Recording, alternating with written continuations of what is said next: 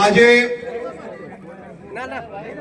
વડગામના સરકારી તાલુકા પુસ્તકાલયનું લોકાર્પણ પ્રસંગે મારે જ્યારે અહીંયા આવવાનું થયું અને આ વડગામની 18 વર્ણો ભેગી થઈ બધા જ સમાજના આગેવાનોથી લઈને યુવાનો આપ સૌના ચહેરા ઉપર જે ખુશી હતી અને જે વિશ્વાસ હતો, આ જ વિશ્વાસથી હું ગુજરાતના દુશ્મનોની સામે લડું છું ને લડતો રહીશ.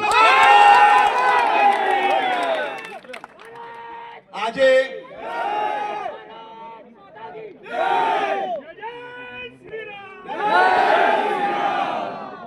વડગામ તાલુકા માટે આજે આપ જોઈ શકો છો આ અદ્યતન પુસ્તકાલય એ માત્ર ને માત્ર તમારા બાળકોનું ભવિષ્ય ઉજ્જવલ કરવા માટે આજે લોકાર્પણ કરવામાં આવ્યું છે. આ કોઈની માંગણીથી બનાવવામાં નથી આવ્યું. રાજ્ય સરકાર જે તમારી છે, તમારા આશીર્વાદથી ચૂંટાઈને તમારી નાની નાની ચિંતાઓ એક પછી એક, તમારા તમામ જે વિષયો કે તમને નાની મોટી સુવિધાઓથી તમારું પરિવાર, તમારા બાળકોનું ભવિષ્ય ઉજ્જવલ બની શકે તે માટે આવા અદ્યતન પુસ્તકાલય તાલુકા કક્ષાએ બનાવી રહ્યા છે. અને આજે જે પુસ્તકાલય આપ જોઈ શકો છો અહીંયા, આમાં બાળકીઓ માટે તદ્દન અલગ વ્યવસ્થાઓ ઊભી કરવામાં આવી છે. આજના જમાનામાં કોમ્પ્યુટર, ઇન્ટરનેટ થી જે પુસ્તકો વાંચવાની હોય તેની બી વ્યવસ્થાઓ અલગ ઊભી કરવામાં આવી છે. એક સાથે 160 થી વધારે વિદ્યાર્થીઓ, યુવાઓ અહીંયા વાંચી શકશે ને એમનું ભવિષ્ય ઉજ્જવલ કરી શકશે. આપણે વડગામમાંથી આવનારા સમયની અંદર આપણા દીકરા દીકરીઓનું ભવિષ્ય ઉજ્જવલ થાય તે માટે એક પછી એક આવી વ્યવસ્થાઓ જે કરીએ છે ને, આ વ્યવસ્થા તમે લખી રાખો. આ પુસ્તકાલય આવનારા દિવસોમાં અનેક લોકો DYSP, deputy collector, police inspector, સરકારી નોકરીઓ અને વિદેશમાં ભણવા અને ભણીને મોટા મોટા ઉદ્યોગપતિઓથી લઈને બધું બનવાનું કારણ કે તમારી આ પુસ્તકાલય. આપણે ગામે ગામ જે સુવિધાઓ પહોંચાડીએ છે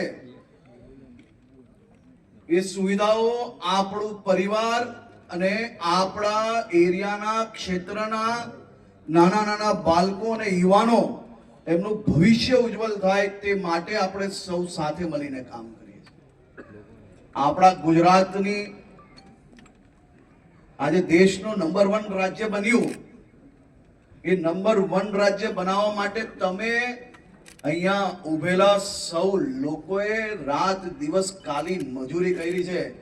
નરેન્દ્રભાઈ મોદીએ એમના એમ કહેવાય ને કે આખું જીવન એ આપણા ગુજરાત માટે ઘસી લીધું છે. આગળ પાછળ ક્યારેય કઈ જોયા વગર કામ કર્યું છે. અને તમારા સૌની અને નરેન્દ્રભાઈની જોડીએ આજે ગુજરાતને નંબર 1 બનાવ્યું છે.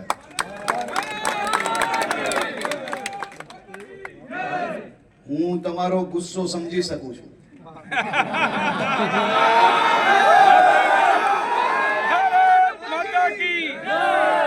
હું તમારી તકલીફ પણ સમજી શકું છું.